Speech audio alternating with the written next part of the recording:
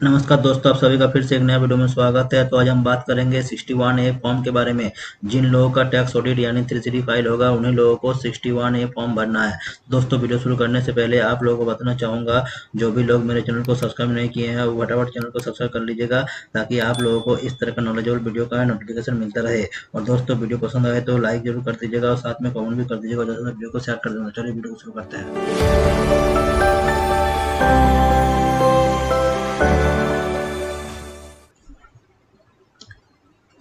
तो देखिए, ये मेरा 61A फॉर्म है, इसी को हमको भरना है। तो उसके पहले हम पॉइंट बाई डिटेल्स जान लेते हैं। तो यहाँ पे मेरा पॉइंट बाई डिटेल्स दिया हुआ है, ठीक है। उन्हीं लोगों को फॉर्म भरना है जिनका टैक्स ऑडिट होना है, ठीक है। जिन लोगों का टैक्स ऑडिट होना है यानी 303 फाइलिंग होगा, उन्हीं लोगों को ये फॉर्म भरना है। तो ये पॉइंट बाई 15 को मेरा पॉइंट दिया हुआ है, 15 पॉइंट मेरा यहाँ पर दिया हुआ। तो इसी को देखते हुए आपको ये फॉर्म फिलअप करना है, मतलब भरना है, ठीक है। तो यहाँ पर बता रहा 61 पेम applicable on company firm and proprietorship business, सबके लिए है।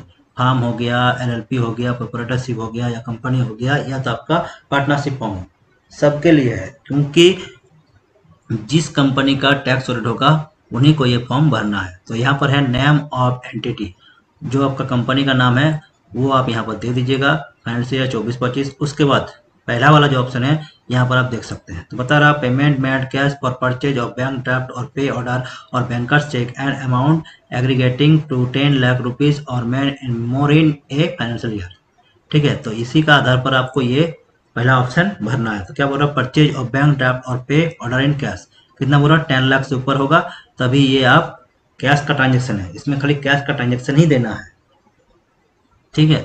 तो इसमें आपको देना है परचेज ऑफ बैंक ड्राफ्ट, ठीक है। बैंक ड्राफ्ट अगर पे के थ्रू आप पे ऑर्डर केस से बनवाए हैं बैंक ड्राफ्ट, तो उसी का आपको डिटेल्स यहाँ पर देना, 10 लाख से ज़्यादा का। तो कभी बनाए हैं तो ये, और नहीं बनाए हैं तो नील ट्रांजेक्शन है। कभी भी नहीं बनाए हैं तो नॉट एप्लीकेबल, अगर बनाए हैं तो यस। तो हम लोग का क्या होता है, कभी नहीं बना है तो यहाँ पर नॉट एप्लीकेबल कर देंगे। उसके बाद यहाँ पर बता रहा purchase of prepaid instrument in cash, purchase of prepaid instrument अगर खरीदे हैं कैश में 10 लाख से ऊपर का, तो यहाँ पर इसका यस कर दीजिएगा। अगर नहीं है तो उसको आप नील ट्रांजेक्शन कर दीजिएगा। कभी भी नहीं किए हैं तो नॉट एप्लीकेबल, तो यहाँ पर नील ट्रांजेक्शन। कभी मतलब क्या होता है कि 2-3 साल पहले जैसे हो गया 23-24 का, 22-23 का कभी नहीं किए हैं तो नॉट एप्लीकेबल कर देंगे। अगर नील ट्रांजेक्शन मतलब क्या होता है कि इस साल 24-25 में अगर ट्रांजेक्शन नहीं किए हैं और 23-24 में किए हैं इसका, तो हम लोग क्या कर देंगे, नील ट्रांजेक्शन। उस कंडीशन में हम लोग क्या करेंगे, नील ट्रांजेक्शन। तो अभी हम लोग कभी नहीं किए हैं, इसको नॉट एप्लीकेबल कर देंगे। उसके बाद कैश डिपॉजिट और विड्रॉल इन करंट अकाउंट, 50 लाख से ज्यादा अगर कैश डिपॉजिट या विड्रॉल किए हैं तो उसका यहाँ पर दीजिएगा यस। अगर किए हैं तो यस, और नहीं किए हैं तो नील ट्रांजेक्शन, और कभी भी नहीं किए तो नॉट एप्लीकेबल, ठीक है। तो हम नहीं किए हैं तो नील ट्रांजेक्शन कर देते हैं। फिर आगे बढ़ेंगे, यहाँ बता रहा है cash deposit in account other than current account, मतलब करंट अकाउंट छोड़ के कोई और अकाउंट से अगर किए हैं 10 लाख से ऊपर का, तो उसका डिटेल्स यहाँ पर दीजिएगा। तो नहीं किए हैं तो यहाँ पर हम कर देंगे नील ट्रांजेक्शन।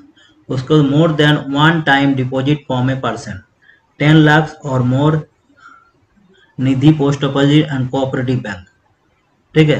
अगर किए हैं more than one time deposit from a person, नहीं किए हैं तो यहाँ पर हम लोग कर देंगे नील ट्रांजेक्शन।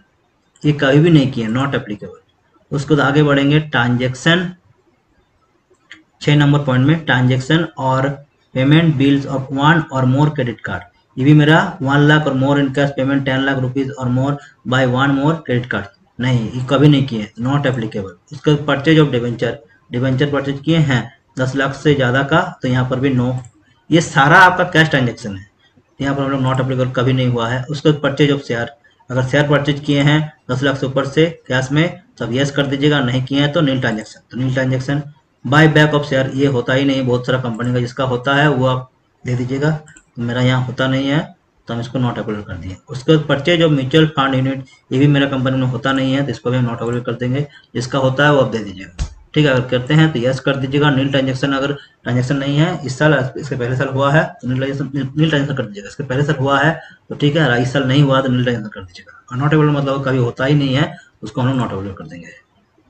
उसके बाद आगे बढ़ेंगे, परचेज ऑफ फॉरेन करेंसी, ये भी मेरा कभी हुआ नहीं आज तक, तो नॉट एप्लीकेबल कर देंगे। और जिसका होता है वो यस कर दीजिएगा, जिसका हुआ नहीं है नील ट्रांजेक्शन। नील ट्रांजेक्शन मतलब हुआ है, इस साल हुआ नहीं है, इसके पहले साल हुआ है, तो उसको नील ट्रांजेक्शन कर दीजिएगा। ठीक है, तो मेरा नॉट एप्लीकेबल है, कभी होता ही नहीं। Purchase of sale of immovable property, कोई प्रॉपर्टी खरीदते हैं तो यस कर दीजिएगा। इमूवेबल प्रॉपर्टी 30 लाख से ऊपर का तो यस कर दीजिएगा। और नील ट्रांजेक्शन अगर नहीं किए तो नील ट्रांजेक्शन कहीं भी नहीं हुआ है तो नॉट एप्लीकेबल। उसके बाद cash payment for goods and services,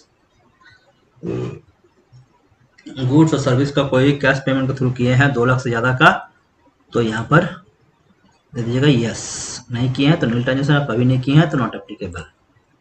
फिर आगे बढ़ेंगे 14 नंबर पॉइंट में, क्या cash deposit during specified period. यहाँ पर देखिए पॉइंट देखना है तो यहाँ पर देख सकते हैं आप पॉइंट। ठीक है, receive payment exceeding 2 lakh rupees sale by any person, 2 lakh से ज़्यादा कोई पर्सन से गुड्स और सर्विस का रिसीव करते हैं तो उसका डिटेल्स यहाँ पर आप दीजिएगा। ठीक है, some cash deposit during specified period, no तो not applicable. Dividend income not applicable. देखिए ये सब इनकम जो है, डिविडेंड का इनकम अगर 5 या 10 हज़ार से ऊपर होगा तभी इसका डिटेल्स दीजिएगा। इंटरेस्ट इनकम का अगर 5 हज़ार से ऊपर होगा, जैसे एफडी का इंटरेस्ट, किसी और चीज़ का इंटरेस्ट आता है, उसका इनकम 5 हज़ार से ऊपर होगा तभी इसको आप यस कीजिएगा, और नहीं तो आप नील ट्रांजेक्शन कर दीजिए। ठीक है, तो ये फॉर्म उन्हीं लोगों को भरना है जिनका टैक्स ऑडिट होना है, जिनका टैक्स ऑडिट होगा या 3CD फाइलिंग होगा, उन्हीं लोगों को ये फॉर्म भरना है। तो दोस्तों इसी तरह से आप 61A फॉर्म को भर सकते हैं। दोस्तों वीडियो कैसा लगा कमेंट में जरूर बताइएगा, और वीडियो पसंद लाइक और शेयर जरूर कर दीजिएगा, और चैनल पर नए हैं तो सब्सक्राइब करना ना भूलिएगा। तो मिलते हैं एक नया वीडियो के साथ। जय हिंद, वंदे मातरम।